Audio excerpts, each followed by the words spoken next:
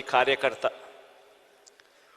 రాష్ట్ర స్థాయి నుంచి చూసుకుంటే గ్రామీణ స్థాయి వరకు కూడా ప్రతి కార్యకర్త కూడా తమ నాయకుడు ఎలాంటి వాడు అని ఆ నాయకుడిని చూపించి అదిగో అతనే మా నాయకుడు అని కాలర్ ఎగిరేసుకొని చెప్పే విధంగా ఆ నాయకుడు ఆ పార్టీ ఉండగలిగితేనే ఏ రోజైనా కూడా ఆ పార్టీకి గౌరవం ఉంటుంది. ఆ పార్టీని నమ్ముకొని ఉన్న క్యాడర్ గ్రామ స్థాయిలో తిరిగినప్పుడు ఇంటింటికి వెళ్ళినప్పుడు ఆ క్యాడర్ కూడా ఆ గౌరవం లభిస్తుంది. ఒక పార్టీ అన్నది ఆ మాదిరిగా వ్యవహరించాలి, పార్టీ నాయకుడు అన్నది ఆ మాదిరిగా వ్యవహరించాలి. ఈ వ్యవహరించే అంశంలో ఇందులో మరీ ముఖ్యమైన అడుగు ఏమిటి అంటే విశ్వసనీయత అన్నది. ఈరోజు నేను గర్వంగా కూడా చెప్తా ఉన్నా, వైఎస్ఆర్ కాంగ్రెస్ పార్టీ ఒక్క పార్టీ మాత్రమే బహుశా దేశ రాజకీయాలలో ఏ గ్రామానికి వెళ్ళి ఏ ఇంటికి వెళ్ళి అడిగినా కూడా విశ్వసనీయత ఉన్న పార్టీ ఒక్క వైఎస్ఆర్ కాంగ్రెస్ పార్టీయే అన్న మాట వినపడుతుంది. ఈ మాట చాలా చాలా చాలా ఒక రాజకీయ నాయకుడికి, ఒక రాజకీయ పార్టీకి చాలా చాలా అవసరమైన మాట ఇది. ఈరోజు నేను 2019కి ముందు 5 సంవత్సరాల గతంలో తెలుగుదేశం పార్టీ పాలన, చంద్రబాబు నాయుడు గారి పాలన చూశారు. 2014లో చంద్రబాబు నాయుడు గారు ఒక మేనిఫెస్టో తీసుకొచ్చాడు. ప్రతి సామాజిక వర్గానికి ఒక పేజ్ కేటాయిస్తూ తాను అధికారంలోకి వస్తే అది చేసేస్తాను, ఇది చేసేస్తాను అని చెప్తూ ప్రధానమైన ముఖ్యమైన వాగ్దానాలు కూడా చేశాడు. రైతన్నలకు రుణమాఫీ 87,612 కోట్ల రూపాయలని తెలిసినా కూడా, సాధ్యపడదు అని తెలిసినా కూడా 87,612 కోట్ల రూపాయల రుణమాఫీ నా మొట్టమొదటి సంతకంతోనే మాఫీ చేస్తాను అన్న మాట ఇవ్వడము, మేనిఫెస్టోలో పెట్టడము. అంతటితో ఆగలేదు. బ్యాంకుల్లో పెట్టిన బంగారం ఇంటికి రావాలి అని అంటే బాబు అన్నాడు. పొదుపు సంఘాల రుణాలు అప్పట్లో దాదాపుగా 15,000 కోట్ల రూపాయలు అప్పట్లో ఉన్న ఆ రుణాలన్నీ కూడా మాఫీ చేస్తానన్నాడు. అంతటితో కూడా ఆగలేదు. ఇంటింటికి ఒక ఉద్యోగం లేకపోతే ప్రతి ఇంటికి 2,000 రూపాయలు నిరుద్యోగ భృతి అన్నాడు. ఇవన్నీ చెప్పడమే కాకుండా ఎన్నికల మేనిఫెస్టోలో ఇవన్నీ పెట్టడమే కాకుండా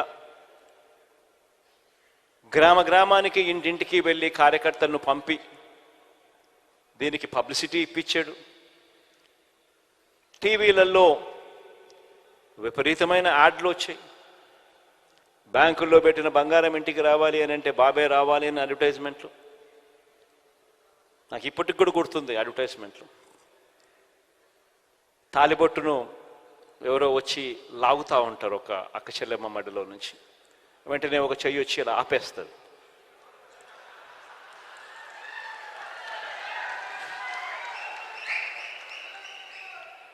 ఆపితే వెంటనే మాటలు వెనకాల నుంచి, బాబు వస్తాడు, బ్యాంకుల్లో పెట్టిన బంగారం ఇంటికి వస్తుంది అని. రకరకాలుగా ఇలాంటి వాగ్దానాలు. 2014లో చంద్రబాబు నాయుడు గారు ఇలాంటి మాటలు చెప్పినప్పుడు మన పార్టీలో కూడా చాలామంది శ్రేయోభిలాషులు కూడా నాకు కూడా చెప్పారు, పోయేదేముంది, ఆయన చెప్తా ఉన్నాడు, సాధ్యం కాదని తెలిసిన ఆయన చెప్తా ఉన్నాడు, మనం కూడా చెప్దాము, పోయేదేముంది, ఎన్నికలు అయిపోతాయి, మన సంగతి మనం చూస్తామని చెప్పి చాలామంది నాతో కూడా అన్నారు. మన పార్టీలోనే ఉన్న వాళ్ళే. తప్పు కూడా కాదు, నేను వాళ్ళకు కూడా తప్పు కూడా అని ఇప్పుడు నేను అన్నాను. ఎందుకంటే వాళ్ళు చంద్రబాబు నాయుడు ఏమో ఒకవైపున అబద్ధాలు ఆడుతూ ఉన్నాడు, కాదు సాధ్యమని తెలిసినా కూడా మోసం చేస్తూ ఉన్నాడు. మనమేమో నీతిగా నిజాయితీగా యుద్ధం చేయాలని మనం అంటా ఉన్నాం. ఈ మాదిరిగా యుద్ధం చేయడం కుదరదు అని నాకు సలహాలు కూడా ఇచ్చారు. కానీ నన్న విలువలు విశ్వసనీయత అన్న పదానికి అర్థం చెప్పా. చేయగలిగిందే మనం చెప్పాలి, చెయ్యలేము అని తెలిసినప్పుడు నోట్లో నుంచి ఆ మాట రాకూడదు అని చెప్పి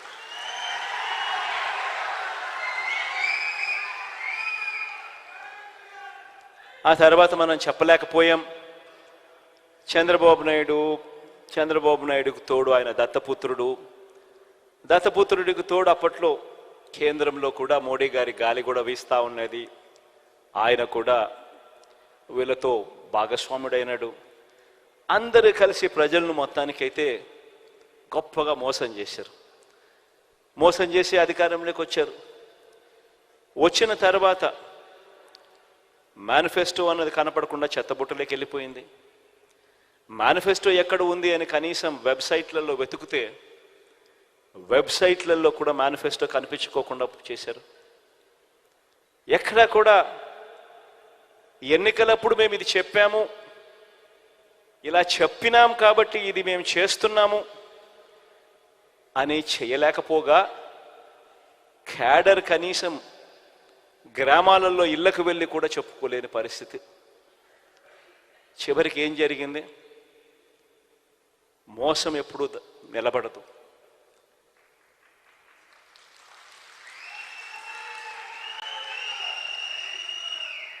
చివరికి ప్రజలు ఎంత దారుణమైన తీర్పు ఇచ్చారు అని అంటే, చంద్రబాబు నాయుడు గారి పార్టీ తరపున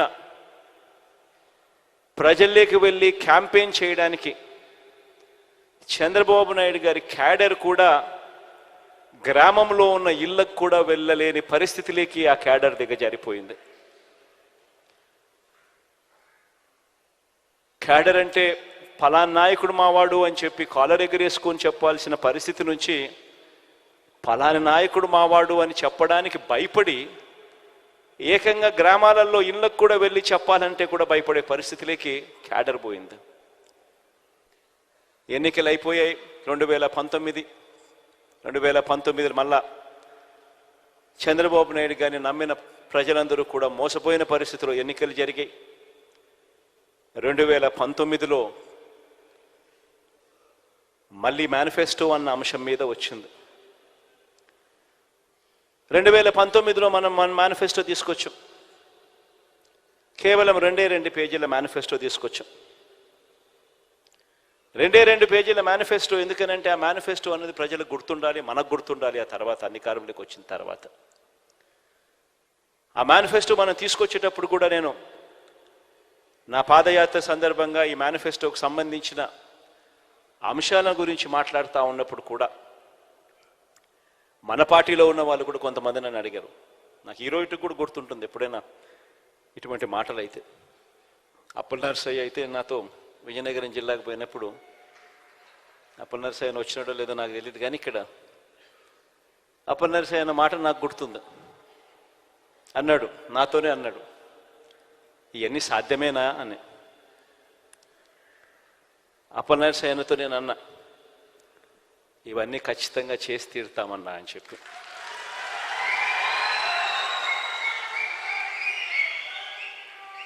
అన్ని ఆలోచన చేసిన తర్వాతనే ఈ నిర్ణయాలకు తీసుకున్నాం.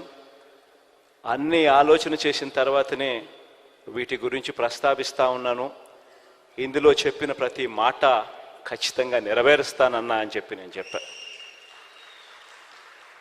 ఈరోజు 5 సంవత్సరాలు మన పాలన తర్వాత 2019లో బహుశా రాష్ట్ర చరిత్రలో ఎప్పుడు గతంలో చూడని విధంగా ఏకంగా 151 స్థానాలు, 175 స్థానాలకు 151 స్థానాలతో అధికారంలోకి వచ్చాం. 25 స్థానాలకు 22 ఎంపీ స్థానాలు గెలుచుకుని అధికారంలోకి వచ్చాం. వచ్చిన తర్వాత 5 సంవత్సరాల మన పరిపాలనలో ఆ మేనిఫెస్టో అనేది ఏదైతే మనం చెప్పామో, ఆ 2 పేజీల మేనిఫెస్టో అని మనం ఏదైతే చెప్పామో, ఆ ఆ మేనిఫెస్టో అన్నది నిజంగానే ఒక బైబిల్గా, ఒక భగవద్గీతగా, ఒక ఖురాన్గా భావిస్తూనే చిత్తశుద్ధితో అడుగులు వేశాం. ఈరోజు 5 సంవత్సరాల తర్వాత గర్వంగా కూడా ప్రతి క్యాడర్లో ఉన్న ప్రతి ఒక్కరూ, రాష్ట్ర స్థాయి నుంచి గ్రామ స్థాయి దాకా కూడా ప్రతి ఒక్కరూ కూడా గర్వంగా వెళ్ళి ఎన్నికల ముందు అక్క ఇది చెప్పాం, చెప్పినవన్నీ కూడా చేశాం అని ఏకంగా 99% హామీలన్నీ నెరవేర్చి మేనిఫెస్టో తీసుకొని వెళ్ళి మళ్ళీ ప్రతి ఇంట్లో చూపించి